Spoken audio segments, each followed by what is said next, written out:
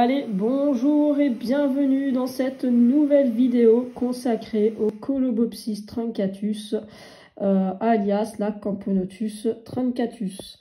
Donc c'est une espèce que je trouve vraiment magnifique, qui forme des petites colonies de 500 individus maximum.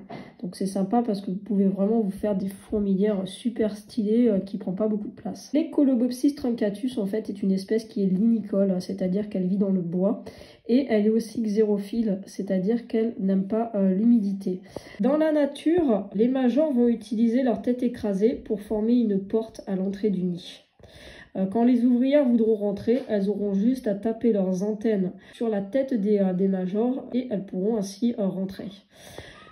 Cette espèce est vraiment super sympa aussi au niveau de leur physiogastrie, quand même assez impressionnante, et aussi au niveau des œufs qui sont ovales, une petite brindille, c'est assez rigolo. C'est une espèce qui stresse énormément, qui est assez speed, qui a besoin de pas mal se dégourdir les pattes quand elle sort. Ça mange aussi énormément, que ce soit de la protéine et des liquides sucrés. Anecdote, un jour, il y a une ouvrière qui s'était échappée, j'ai cru que ça appartenait à cette colonie-là en fait. Je l'ai remise gentiment dans la WC, une ouvrière est passée à côté et elle s'est jetée dessus, mais d'une vitesse où j'ai été scotchée. Et il m'a été impossible de séparer les deux combattantes. Et malheureusement, celle que j'ai rajoutée, qui s'était échappée, est morte suite à ses blessures. Et on ne croirait pas en fait, mais ces petites ouvrières peuvent être vraiment agressives et défendre leur territoire avec beaucoup de punch.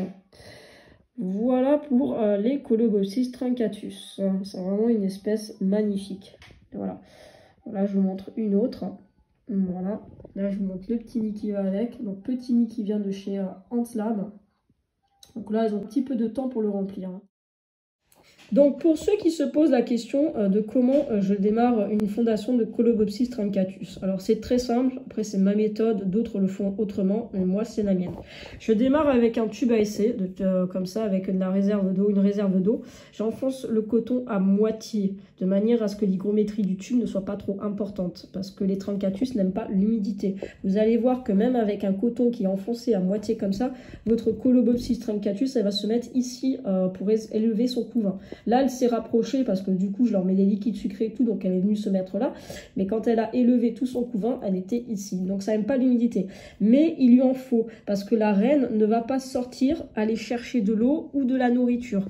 Donc il faut lui mettre un tube à essai avec une réserve d'eau qui lui permettra du coup de se réhydrater par capillarité. Donc ça, c'est assez important. Donc la Colobopsis truncatus, moi je les nourris, c'est-à-dire que quand je les récupère, que j'ai une nouvelle gyne, je la mets dans un tube comme ça, je la laisse se calmer à peu près 2 semaines, et une fois qu'elle est calme, je commence à la nourrir avec une petite goutte de liquide sucré. Et vous allez voir, en la nourrissant, elle va avoir une physiogastrie qui est assez impressionnante, et quand on n'a pas l'habitude, ça peut un peu surprendre. Si vous voyez que votre reine elle a du mal à démarrer, n'hésitez pas à lui donner de la protéine parce que vous voyez ma reine depuis ce matin, elle a la tête dans le grillon, elle ne le lâche pas. Donc ça a besoin d'énormément de protéines. La première année, je les élève donc dans un tube à essai et je leur fais passer la diapose dans ce tube comme ça.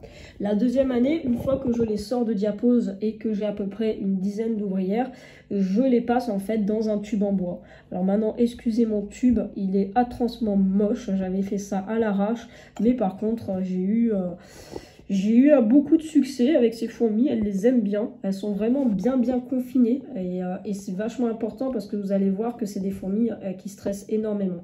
Donc elles sont vraiment bien confinées parce qu'il n'y a pas beaucoup d'espace en dessous. Je ne sais pas si on va mieux le voir, mais vous voyez, il n'y a vraiment pas beaucoup d'espace. Et elles ont 1 an, elles sont de l'année dernière. Et celle-là, elle est de cette année. Je l'avais récupérée en juillet, celle-là. Voilà. Voilà pour les Colobopsis truncatus. Du coup, je voulais vous faire une petite vidéo sur comment j'élève cette espèce.